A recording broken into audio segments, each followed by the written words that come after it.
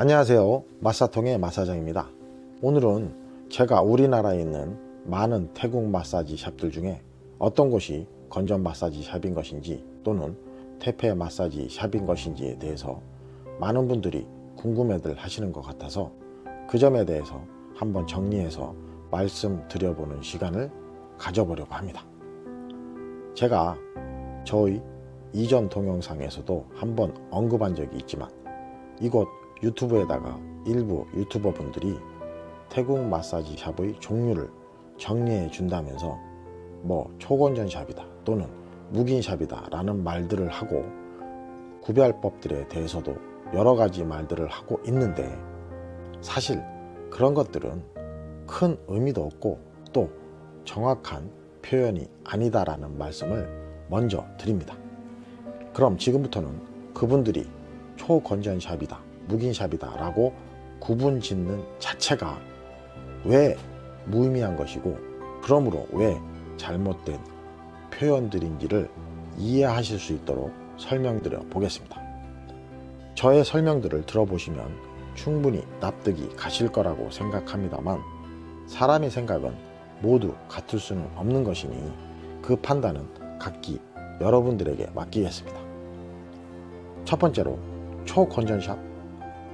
그런 초건전샵을 구분하는 기준들과 구별하는 방법들을 가르쳐 준다고 하는 사람들이 이 유튜브에서 하고 있는 말들을 간추려 보면 이런 말들이 있더라고요. 그런 곳들에는 50대, 60대 할머니들이 일하고 있다. 즉 나이 많고 못생긴 아줌마나 할머니들이 일하고 있다. 방에는 방문이 없고 커튼으로 되어 있다. 뭐 그런 가게에는 커플들도 많이 온다. 네이버 같은 곳에 등록이 되어 있고 후기들을 보면 알 수 있다. 그런 등등. 그럼 이 부분에서 제가 말씀을 드려 볼게요. 50대, 60대 할머니들, 즉 나이 많고 못생긴 아줌마들이나 할머니들한테도 그런 마사지 외에 다른 서비스 먼저 해달라고 말하며 원하는 손님들도 많습니다.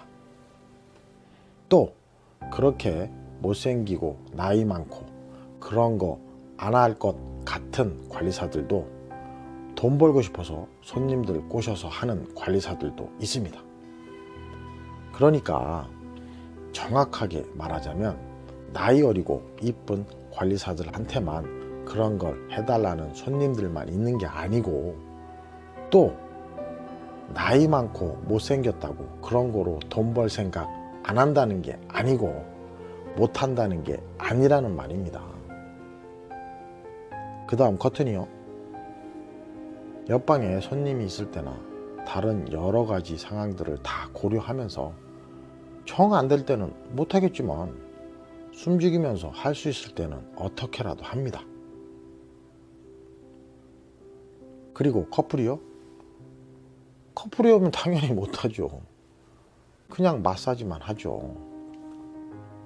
그리고 네이버 같은데 광고 내는 것은 사장이 내는 거고 거기에 건전하게 마사지 잘 받았고 마사지 잘한다고 후기 올린 사람들은 그렇게 마사지만 잘 받고 간 사람들인 거죠. 두 번째로 묵인샵.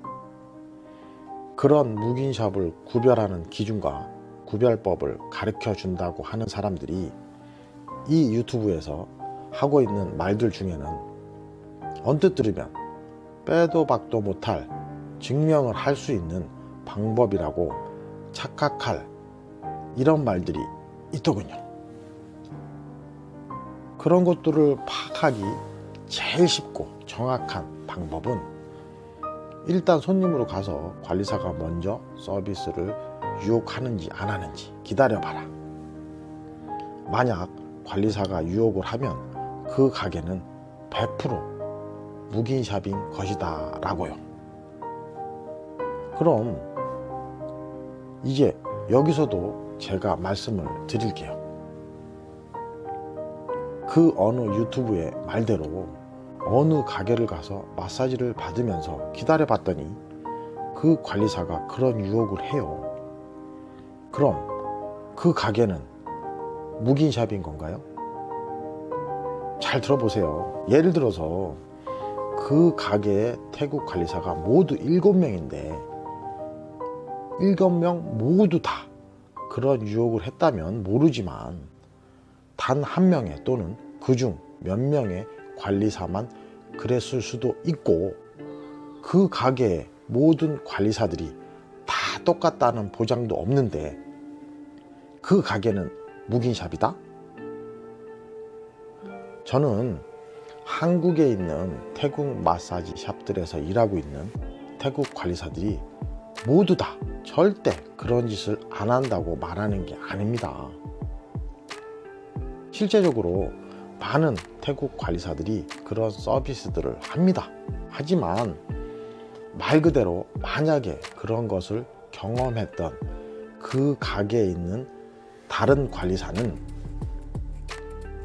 손님에게 그런 유혹도 안 하고 손님이 해달라고 해도 응하지도 않고 마사지만 하는 관리사도 있다면 어떻게 되는 건가요? 그래도 그 가게는 무조건 묵인샵이 돼야 하는 걸까요?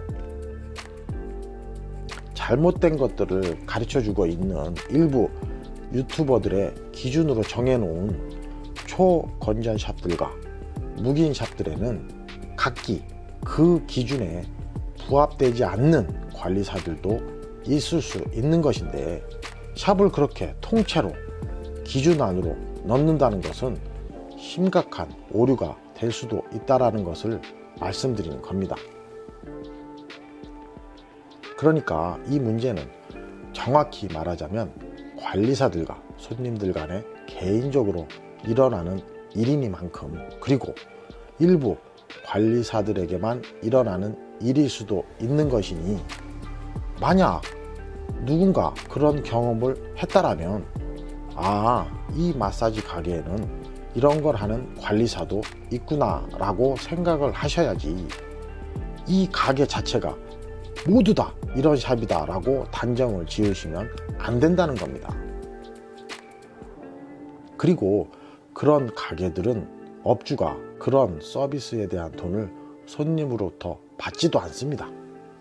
그리고 알면서도 묵인을 한다라고 해서 묵인샵이라고들 한다는데 그 표현이 정확히 떨어지려면 말 그대로 업주는 그런 사실을 분명히 알고 있었음에도 모르는 척을 해야 하는 것인데 업주들은 정말 모르고 있는 곳들도 분명히 있습니다.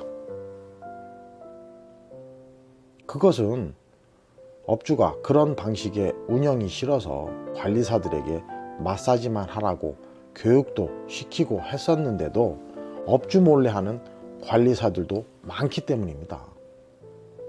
제가 지금껏 말씀드린 이런 모든 면들을 대입해 보시면 묵인샵이라고 딱 낙인 찍어 버리는 데에는 무리가 있다는 생각이 안 드시나요? 그리고 여기서 제가 마지막으로 정리해서 말씀드릴 샵의 종류가 하나 더 있습니다. 초건, 묵인 그런 거 말고 태국 여자들을 데려다가 장사를 하면서 손님들이 가게에 오면 손님들에게 우리 샵은 유사 성행이나 성매매를 하는 곳이다 라고 확실하게 말하고 그에 대한 돈도 업주 측이 받고 성매매를 하는 가게들은 확실하게 구분 지어지고 따라서 퇴폐샵이다 또는 성매매샵이다 라고 분명히 샵자를 넣어서 말할 수 있는 겁니다. 왜냐?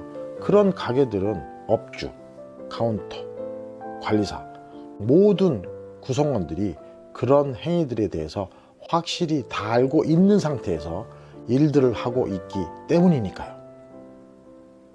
이렇게 어떤 샵이다라고 확실히 단정 지을 수 있는 샵은 그런 성매매 샵밖에는 없는 겁니다.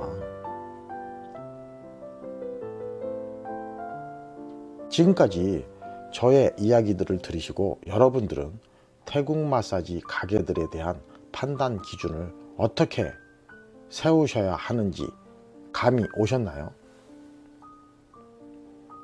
그리고 그런 유혹들을 태국 관리사들이 손님은 가만히 있었는데도 100% 먼저 유혹을 하는 것처럼 말하시는 분들도 있는데, 그와는 반대로 손님들이 관리사들에게 먼저 그런 것들을 해달라고 하는 경우들도 많이 있습니다.